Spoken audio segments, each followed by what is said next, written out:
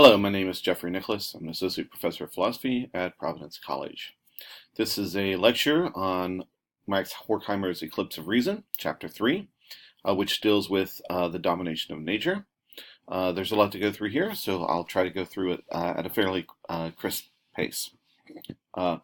The way that I want to divide this lecture is to first step back for a moment from the Eclipse of Reason and talk about Horkheimer's work with Theodor Adorno called Dialectic of Enlightenment, and a little bit about what they say on reason and nature there.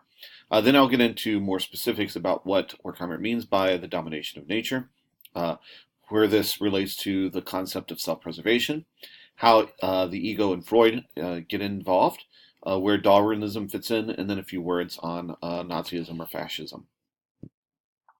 So the Dialectic of Enlightenment was a book that Horkheimer wrote with Theodor Adorno before Eclipse of Reason.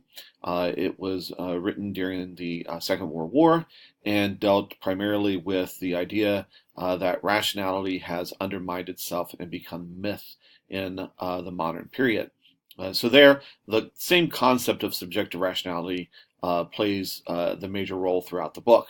And again, to remind you from lecture number 1 on the Eclipse of Reason, subjective rationality has two parts: an instrumental part, which deals with finding the quickest means to a pre-given end, and a formal part, which deals with classification and organization. So the idea here for Horkheimer is that individuals lack the ability to evaluate their ends using subjective rationality. The ends are pre-given, so we either find the quickest means to the end or we categorize the end. Where the ends come from is part of the problem, of course, but the inability to evaluate those ends is the primary problem Horkheimer sees in the modern period.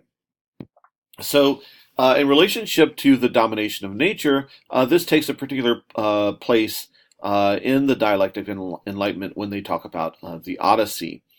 So the Odyssey is the story of Odysseus's return from the Trojan War to Greece.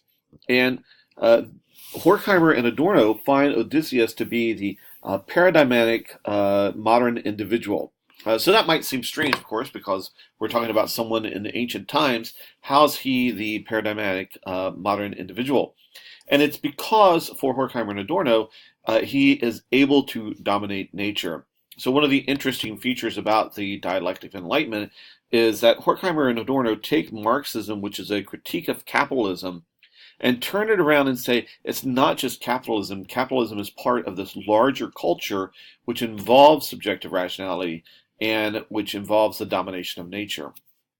So as you know from the story of Odysseus, Odysseus is about to sail in to this area with the island with the sirens. The sirens sing these beautiful songs, and they lure men from their ships and trap them and suck the life out of them. So Odysseus wants to hear this music, but he, of course, doesn't want to give up himself and swim into the ocean to find the sirens. So what he does is he has his men tie himself to the mast of the ship so that he cannot get away, and then he has his men plug their ears with wax so that they cannot hear the siren song, but he leaves his own ears unplugged. So in this way, he both dominates other men by dominating their nature. So he has them put wax in their ears so they cannot hear the call of nature. But he also dominates himself by dominating his own nature and dominating his agency by having himself tied to the mast of the ship. So in the Enlightenment for Horkheimer and Adorno, human beings have abandoned their true desires to serve the desires of the system. And here we see that the true desire is to have agency, but he ties himself to the system of the mast and the system of nature and ignores that. He dominates he ignores his desires to hear the sirens and simply plays into the system as it is given. So Horkheimer is coming off of that idea and wants to talk about domination of nature and the Eclipse of Reason. And he writes that the total transformation of each and every realm of being into a field of means leads to the liquidation of the subject who is supposed to use them. This gives modern industrialization industrialist society, its nihilistic aspect. If you're familiar with the movie The Big Lebowski, the nihilists are the sort of hapless enemies in there, and we see that the nihilists come and they attack the dude and take his rug and pee on his rug and these sorts of things. But our good friend here says, "No, Donnie, these men are nihilists. There's nothing to be afraid of." But in fact, what Horkheimer is saying is that there is something to be afraid of, which is this liquidation of the subject, because nothing has any value in itself anymore. So the transformation of every realm of being into a field of means or entails that nothing has value in and of itself. And that's the primary problem. So capitalism is just one symptom of that problem. And what it entails is that the domination of nature entails also the domination of human beings. But that by dominating nature, we dominate ourselves because we are part of nature. So Horkheimer wants to understand this aspect of culture in terms of four parts, right? Culture today is based on self-preservation for its own sake. So we seek to preserve ourselves, not for any other reason, but just to make sure that we're still living, that we're still kicking day to day. There's an internalization of domination by the abstract subject of the ego, which we'll talk about a little bit. But that means that we internalize this domination rather than trying to free ourselves from it. We make ourselves tools to society and to the machine. And finally, we repress our mimetic impulse for radical exploitation. And we'll say a little bit about that as we go forward. So the first thing to think about is this concept of self-preservation that Horkheimer wants to discuss. And he says the individual self-preservation presupposes his adjustment to the requirements for the preservation of the system. That is, today, in order to preserve ourselves, in order to kind of keep ourselves living, we do not question the system. We actually become a part of the system and part of its preservation.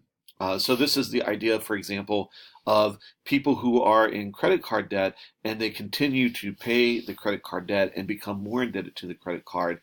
And so they're becoming part of the system instead of breaking free of the system. We might say the same thing about the way that people vote in the United States. You hear everyone complaining about Congress, and yet they seem to think that their own representative is representing their own interests. So rather than questioning the system as a whole, they just become part of the system. If everyone thinks Congress is wrong, the question is, why does everyone keep sending the same people back into Congress? So Horkheimer says that the more devices we invent for dominating nature, the more we must serve them if we are to survive. An interesting example that Naomi Klein gives is investment in oil pipelines. It's a major investment, and she goes through discussing the Dakota Access Pipeline and shows that if we invest in creating that pipeline, then we have to keep it running for 30 years in order for the companies to maintain the profits. So here we are dominating nature, and in dominating nature, we become subservient to the system in order to maintain the profit margin there. He also says, Horkheimer that is, says that contemporary production entails greater pressure on the individual and a change in quality of our choices. And what he means here by pressure is that we become more pressure, we're in a sort of a pressure cauldron the way that we work with technology. So, for instance, we have to answer our emails all the time, and that puts a lot of pressure on us. And we see a rise in anxiety in society, a rise of depression because we're in this pressure cauldron. And change becomes, the choices that we make become less qualitative and much more quantitative. Do I want this much or that much? What's how many RAM do I want? Rather than questioning what's the value of this kind of product that we have. This becomes much more interesting when we think about the role of the National Security Agency. So Horkheimer says that above all, our domination lies in the fact that modern humanity surrenders to this process not like a child who has a natural confidence in authority, but like an adult who gives up individuality that he has acquired. So we all use Facebook or Yahoo, Skype, Google, these sorts of things. And we know that the National Security Agency can monitor these things. This became much more relevant, of course, after 9/11 with the passage of the Patriot Act. And we sort of gave in and said, okay, we have to be monitored because we have to protect our self-preservation. These are the same sorts of things that we see in the Milgram experiments, and people who give in to the teacher in the Milgram experiment, who give in to the scientist, are not giving in like a child to someone who has confidence in the authority, but in fact as someone who has given up any sense of their own individuality. And we'll come back to the concept of individuality in the next lecture. So in the end, the complete transformation of all things into a means lies behind is a consequence of the historical development of the means of production. So we are dominated by this change in the means of production, where everything is industrialized. Everything is about quantity, not quality, and we buy something that we know that we're going to throw away tomorrow or that we're going to throw away next year. Our iPhones are no longer useful the day that we buy them because some new technology has come along. And so it's the idea that we saw in the last chapter that our products are tied up with values, so that we no longer question these values as goods in themselves, but rather they're simply another means of production. So you can't buy happiness, but you can buy tea. So tea is a means of production to happiness. Dunkin' Donuts is a means of production to truth. This leads us then into this discussion that Horkheimer has with Freud. Freud, of course, is very, very big at this time in 1947 when Horkheimer is writing. Many of the other critical theorists are also interested in Freud. What Horkheimer wants to do here is think about this concept of the Freud as an abstract object that we have little control over. So as the principles of the self-endeavoring to win in the fight against nature in general, against other people in particular, and against its own impulses, the ego is felt to be related to the functions of domination, command, and organization. In other words, all the elements that we see about subjective rationality come out in the ego's attempt to win its self-preservation in this fight against nature, in the fight against other people, and in the fight against its own impulses. So that the ego is denying its own desires. And we talked about this a little bit, you can talk about this a little bit if you read MacIntyre's Notes from the Moral Wilderness, and this denial of our desires as important for moral functioning. There's two ways to react to this. One is the resistant, and one is the submissive way to react to the domination of nature and the domination of the ego. Unfortunately for Horkheimer, the resistant means that we try to live a life in which we express truth and in which we try to make theory and practice united. But this is always going to be a life of conflict, and it's going to be, in Horkheimer's words, a life of utter loneliness. Or we can choose what the majority choose, which is submission to the status quo.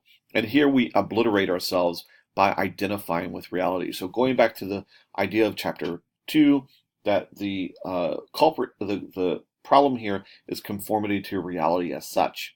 And we do this by identifying with our race, or identifying with our fatherland. So patriotism becomes part of the big problem in this. Whiteness becomes part of the big problem. We identify with race, or we identify with America, and we no longer question what America does. Part of this is tied, of course, to Darwinism, and I'm going to skip over this slide, but you may pause here and just read these two quotes and think about how they fit in. I want to get into a discussion of fascism because it's so important for what we're doing today. And so what we see here, I think, are very prescient quotes by Horkheimer. The high spot of such a meeting was the moment when the speaker impersonated a Jew. He imitated those he would see destroyed. His impersonations aroused raucous hilarity because of a forbidden natural urge was permitted to assert itself without the fear of reprimand. We see this with Donald Trump and his imitating someone with disabilities. Again, I'm going to just skip over this very quickly, but the Nazis manipulated by suppressing desires, and they appealed to the backward strata and who were squeezed out by the techniques of mass production, and that's what we saw